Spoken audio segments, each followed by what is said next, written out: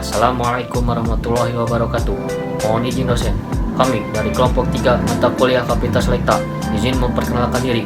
Nama Taruna Nindya Dika Febianto, Notar 1902088, kelas MTG 313, bersama 3 rekan lainnya atas nama Nama Taruni Nindya Diah Ayu Rahmawati, Notar 1902098.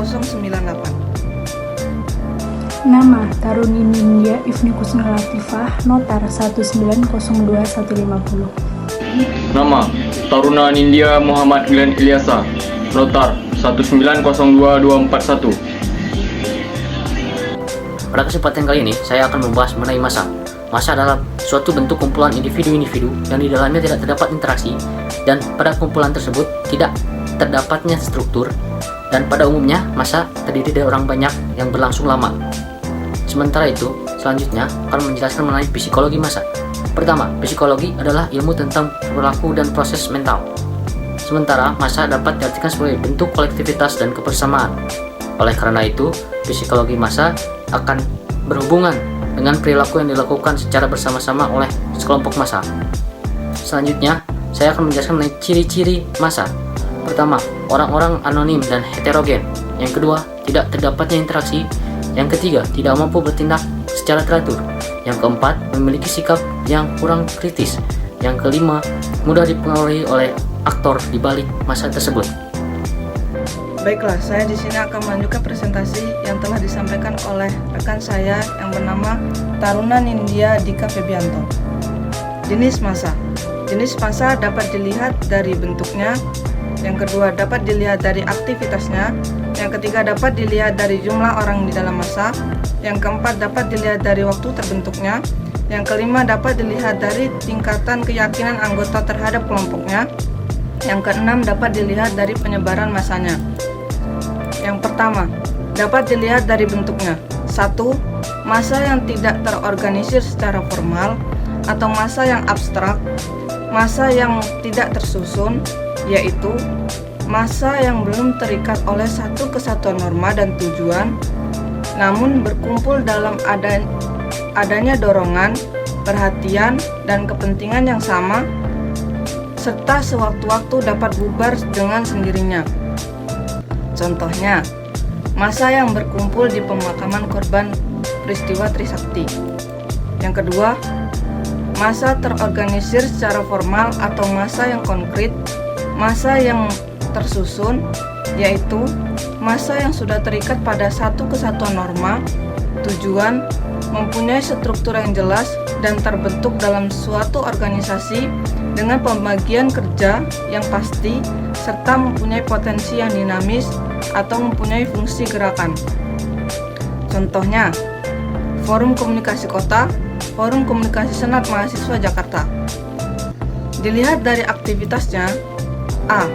Massa yang pasif atau audiens, yaitu kerumunan orang atau massa pada suatu tempat untuk tujuan tertentu, disertai dengan suasana emosional yang relatif tidak menonjol, serta tidak ada kesiapan untuk melakukan suatu tindakan agresif.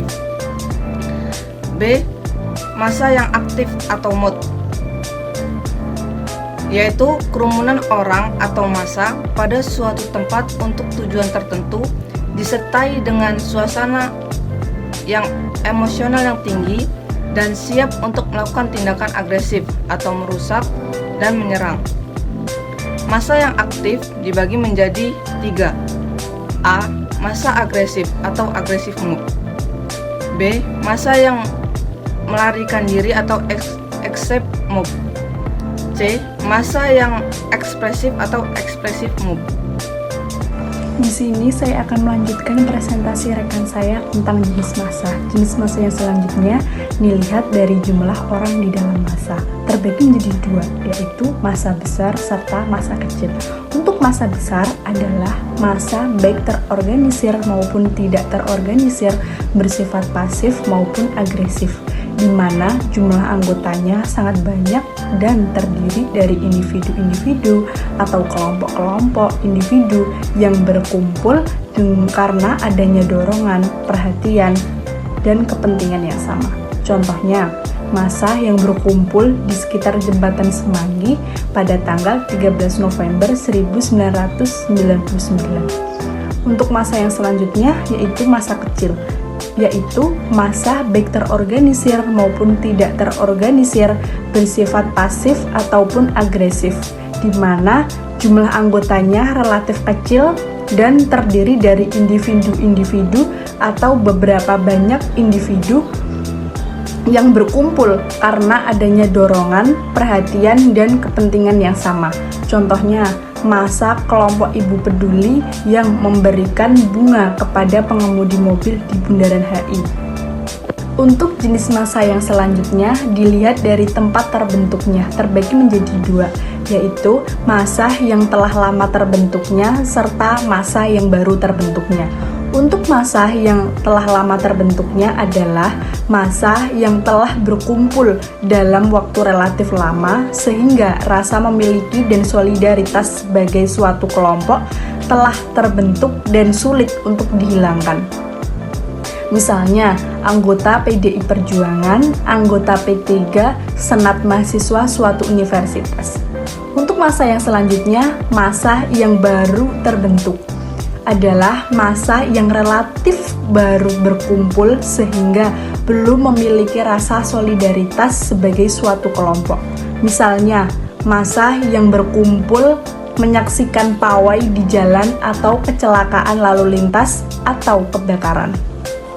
Untuk jenis massa yang selanjutnya yaitu dilihat dari tingkat keyakinan anggota terhadap kelompoknya, terbagi menjadi dua, yaitu keyakinan anggota yang tinggi dan keyakinan anggota yang rendah.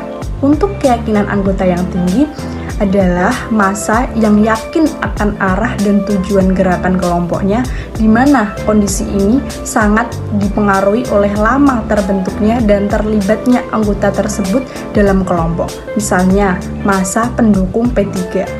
Untuk keyakinan anggota yang rendah adalah massa yang relatif belum yakin akan arah dan tujuan gerakan kelompoknya, di mana kondisi ini sangat dipengaruhi oleh baru terbentuknya dan kurang terlibatnya anggota tersebut dalam kelompok.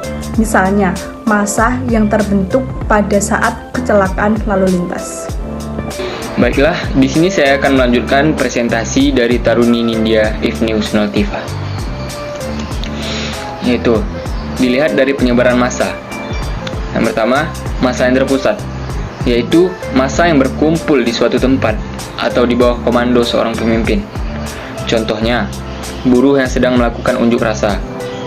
Yang kedua, massa yang tersebar, yaitu massa yang berkumpul tidak hanya di satu tempat saja dan mempunyai pimpinan masing-masing. Misalnya, massa mahasiswa yang berasal dari beberapa perguruan tinggi yang masing-masing mempunyai pimpinan sendiri-sendiri, contohnya presiden mahasiswa. Yang kedua, ada arah perilaku massa. Pertama, struktural kondusif adalah situasi yang kondusif atau mendukung untuk beraksi massa, di mana beberapa struktur sosial yang memungkinkan munculnya perilaku kolektif seperti pelanggaran, tindak ditindak, liputan media massa, pasar, tempat umum, tempat peribadatan, mal, dan seterusnya. Yang kedua, structural strain, yaitu munculnya ketegangan dalam masyarakat yang muncul secara berstruktur, misalnya kemiskinan, pengangguran, kesenjangan sosial, biaya hidup, dan pendidikan yang mahal. Ketiga, generalized beliefs, adanya kepercayaan publik bahwa hanya dengan aksi massa situasi bisa diubah karena sudah tidak ada kepercayaan pada wakil rakyat, pada pemerintahan untuk bisa menyelesaikan masalah dengan adil dan objektif. Bahkan akhir-akhir ini para demonstran meyakini bahwa pemerintah baru akan merespon demonstrasi bila demonstrasi itu dilakukan besar-besaran dan anarkis. Yang keempat, precipitating factor, adanya kejadian pemicu atau triggering incidents, misalnya pencurian, adakaan, ada korban jiwa, dan lain-lain. Yang kelima, ada mobilization for actions, adanya peluang atau sarana dan prasarana untuk memobilisasi massa. Misalnya, aksi buruh, rapat umum, suatu ormas, dan lain-lain. Yang keenam, ada failure of social control, adalah akibat agen yang ditugaskan melakukan kontrol sosial tidak berjalan dengan baik. Yang terakhir, ada proses terbentuknya massa. Yang pertama, yaitu audiens atau massa pasif. Audiens adalah kerumunan orang atau massa pada suatu tempat untuk tujuan tertentu, disertai dengan suasana yang relatif tidak emosional serta tidak ada kesiapan untuk melakukan suatu tindakan atau aksi. Yang kedua, ada crowd atau kerumunan massa, yaitu kerumunan orang atau massa yang terjadi secara spontan pada suatu tempat karena adanya tujuan atau motivasi tertentu, namun keberadaannya belum terorganisir dan masing-masing dapat berpikir dan bertindak secara pribadi.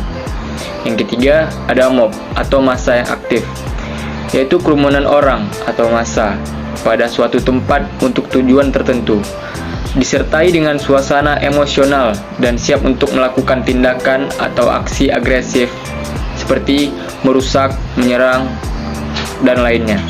Yang keempat, riot atau huru-hara atau yang bisa dibilang amuk massa, yaitu kerumunan orang atau massa pada suatu tempat yang bersifat mengganggu ketentraman umum, disertai dengan suasana emosional yang sangat tinggi dan cenderung tidak mentaati aturan yang berlaku, disertai dengan pemaksaan kehendak dan bertindak destruktif seperti menyerang, merusak, menjarah yang sulit dikendalikan.